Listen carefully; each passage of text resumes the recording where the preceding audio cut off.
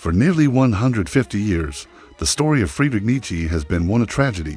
A brilliant mind gone mad, a legacy left incomplete, and an influence wielded even after death. But what if all of that was a lie, or at least only half the story? Today's episode is going to be a little different. At work, most particularly about his relationship with his sister and the role that she played in shaping his legacy after his death. But despite this, Nietzsche's work was relatively obscure during his lifetime, and he died believing that he had failed to make any significant contribution to philosophy. In fact, the first collection of his works was not published until 1909, 13 years after his death, and it was compiled by none other than his sister Elisabeth. He was anti-nationalist, anti-Semitic, deeply critical of authoritarianism and state power, and scholars say that it reveals an urgency that suggests that he was in a state of panic when he wrote it. The letter also contains a number of other interesting and cryptic passages. For example, in discussing his forthcoming madness, Nietzsche says that it is not something that can be cured. If you did, please be sure to leave us a like and subscribe so you won't miss any of our upcoming episodes. We have some really exciting stuff in the works, including a new series that we are developing on the origins of conspiracy thinking. But we don't want you to miss any of our regular episodes either, so please make sure you enable all notifications. We would love to have you join our growing community of history enthusiasts. And if you do, please be sure to follow us on social media. We would love to have you join our growing community of history enthusiasts there as well. And if you'd like to support our work, please consider becoming a member. We've got some great perks, including blooper reels and a private server where you can chat with us and other members. Thanks so much for watching. He writes, "My future is not in your hands, but in the hands of God himself. My illness cannot be cured, only endured. My fate is to be a sufferer." He also mentions a conversation that he had with his sister and others around the topic of his future legacy control. He says that they spoke about it around the fireplace, which may suggest that the letter itself was part of that conversation.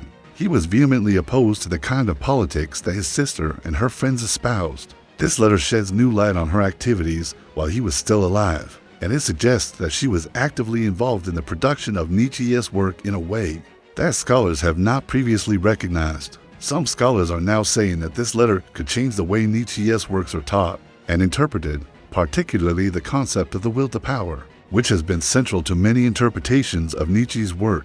But by twisting his work to fit their own agendas, they created a monster that he would have abhorred. But we did not know the extent of it, and this letter provides us with a glimpse into the inner workings of Nietzsche's mind during one of the most crucial periods of his life. It allows us to hear his voice directly and to see how his work was shaped by the people around him. Nietzsche writes, "You must not touch my notes. They are not yours to interpret." Now, this is interesting because the concept of national rejuvenation was a common trope among German nationalists of the time. They wanted to revitalize Germany through a return to traditional values, which they saw as being under threat from the forces of modernity.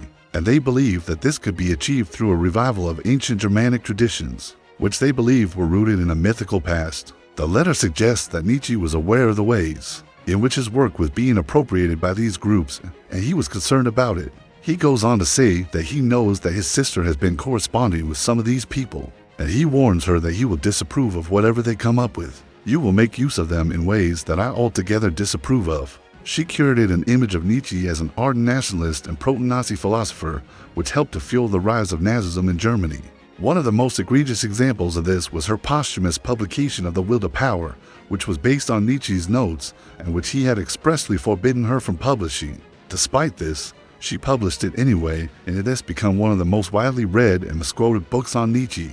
There are passages that would need altering or abridging to be usable. That is not permitted.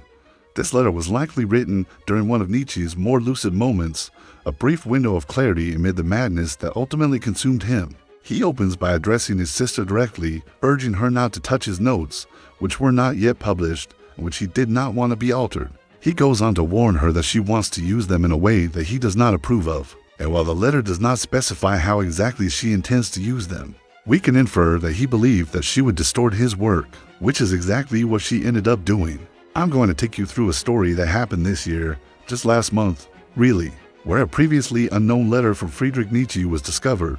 It dates back to 1889, and it was hidden inside a family Bible until just this past March, when it was discovered by researchers working on a Nietzsche family project. The letter was written on January 4, 1889, just 8 days before Nietzsche's infamous mental collapse in Turin, and it was addressed to his sister Elisabeth. What if there was more to Nietzsche's madness, more to his so-called descent into darkness? In the final years before Friedrich Nietzsche descended into madness, he sensed a betrayal not from his critics, but from within his own family. His sister, Elisabeth Nietzsche, had begun manipulating his unpublished works, twisting his philosophy to align with the rising tide of nationalist ideologies. But one letter, long hidden and recently uncovered inside a family heirloom Bible, changes everything. In it, Nietzsche warns, "Elisabeth, explicitly, you do not understand me, and worse, you wish to repurpose me." Written just days before Nietzsche's infamous breakdown, the letter exposes the lengths to which Elisabeth went to curate her brother's legacy and cast doubt on every word that he put to paper in his lifetime. So let's talk about this incredible story that could change everything you think you know about Nietzsche. Welcome to the channel. The contents of the letter challenge some commonly held assumptions about Nietzsche's life. Nietzsche's work was highly influential in the development of 20th century thought, and it's been interpreted in a wide variety of ways, often contradictory. In the letter, Nietzsche talks about a group of men who are interested in using his ideas to serve their own ends, specifically for the national rejuvenation of a people. After Nietzsche's death in 1900, his sister moved to Weimar, Germany, where she befriended several early Nazi figures, including the philosopher and politician Martin Heidegger. After Nietzsche's death in 1900, his sister moved to Weimar, Germany, where she befriended several early Nazi figures, including the philosopher and politician Martin Heidegger. After Nietzsche's death in 1900, his sister moved to Weimar, Germany, where she befriended several early Nazi figures, including the philosopher and politician Martin Heidegger. Now, Nietzsche was actually the opposite of a nationalist. There is handwriting analysis that confirms that the letter is indeed in Nietzsche's hand. Modern scholars have known about Elisabeth's role in shaping Nietzsche's legacy since the middle of the 20th century, but they have tended to focus on her actions after his death. We have discussed Nietzsche before on this channel, and we have always acknowledged the problematic nature of his relationship with his sister. So I hope that you enjoyed this special episode of the History Guy.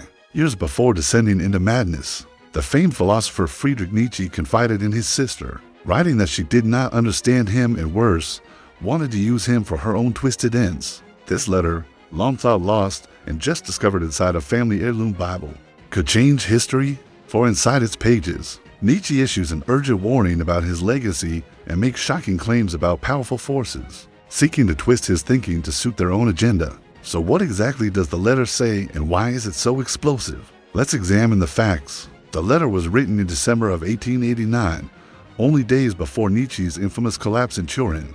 During this time, he knew his mental health was deteriorating and feared losing control of his thoughts, which is why he entrusted his sister Elisabeth Nietzsche with his unpublished writings. But as he recovered slightly, he realized she was manipulating his work, twisting his philosophy to fit the rising tide of nationalist ideologies. This new context alarmed him, leading to the discovery of the letter inside the family Bible, a cherished object containing writings by several generations of Nietzsche's relatives. The letter was finally located by researchers at Dresden University in 2024. In it, Nietzsche directly confronts his sister, saying, "You must not touch my notes. You have no right to interpret."